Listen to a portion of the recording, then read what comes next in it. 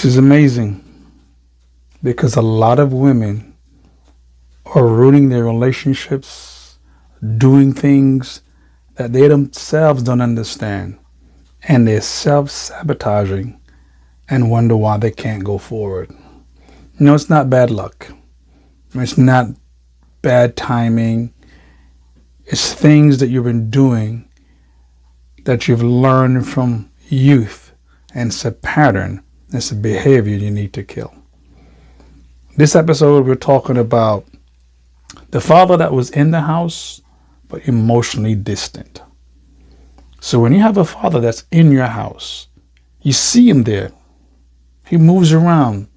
The trouble is there is absolutely no connection. He doesn't do things with you, doesn't talk to you, no affirmation, nothing that you can cling to. Say, your dad did this with me. So you get used to being around people and yet feel by yourself because you've done it half your life. If your father was there and he did not give you any kind of emotional connection while he was yet in the home, he never had any time for you in terms of you could relate. Those things become things children learn and pick up.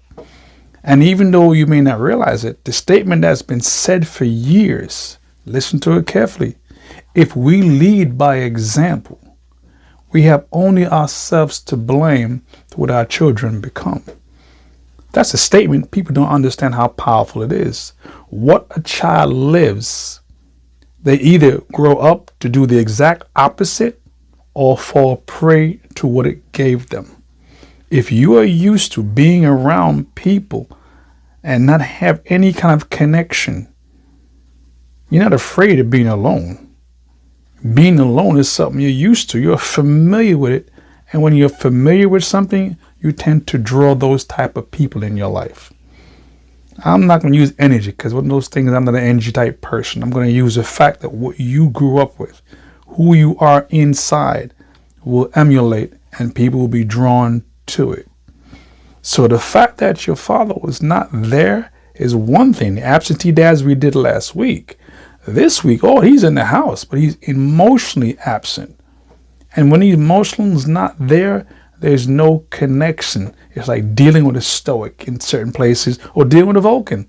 I mean, on Star Trek, he's great. No emotions, and he talks logical things all day long. But you don't build a connection with somebody based on data. You don't. You build a connection with somebody based on things you've experienced and the feelings they give you. You remember things because you remember how it made you feel. Remember the good memory? The good memory isn't about data. It's about what happened and how it made you feel. So if you had a father that was there, no connection, zero, you're going to be inclined to attract men that are there, but no emotional connection. And you think it's okay. You two walk around the house, hi, hello, good morning, and there's no hugging, no kissing, there's nothing going on, but you don't leave because it's something you're used to. And you just move through the day like it's okay. It's part of what I grew up with. It's not an issue. That is a problem. Folks have to understand relationships are built on emotional ties as well as everything else. And when you're used to being in a home or an environment where everybody just walks past each other, no connection, and worse, no affirmation to let you know that you are good enough or that you are great or that you are awesome. If you never heard from your father that you are awesome and you are strong, guess what you're going to do all your life? Seeking this affirmation, seeking this validation. And the bad part is you're seeking in the wrong place and the wrong men. Because once some men figure out that's what you crave, they will give you all the lies to get you in. Tell you what you need to hear so you succumb because you never had it from dad. So this guy is giving you everything you want. Oh, it sounds so good. It's awesome. And then boom, you give up your most precious possession and then he's out the door. All because you didn't know what it felt like to have a connection, what it felt like to be safe within somebody's presence. You didn't have it, so you're guessing now. You're going by what you've heard, social media, friends, and worst of all, these social media influencers that tell women some of the dumbest things. I said it once, I'm going to say it again. These women, with their so-called advice, keep women single. They're not trying to help you, because I've yet to see one of these social influencers that are telling you that you don't need no man that has one. They don't. They'll tell you, well, you don't have to be a slave to him. They don't have a man. So how are they going to tell you how to treat yours? So they're terrible at this. So do not listen to them. Listen to a man that's telling you what men want, and I'm telling you what a woman should do to get that type of man. Women are the prize for men. A man doesn't go to the gym just look good for himself. He looks good to attract your attention. Men don't buy fancy cars just to drive around. They drive them to attract your attention. Men don't work on their speech and their look and all those things for themselves. They look at those things to attract you. That's right. And when you are behaving and acting in a manner that is pleasing or enlightening to them or attractive to them, they will pursue you. However, when you listen to these influencers tell you foolishness and you adapt it, you may have the look and all those things, but the moment the man sees that your personality and presence contradicts what he's looking for, he will leave. Especially high valued men.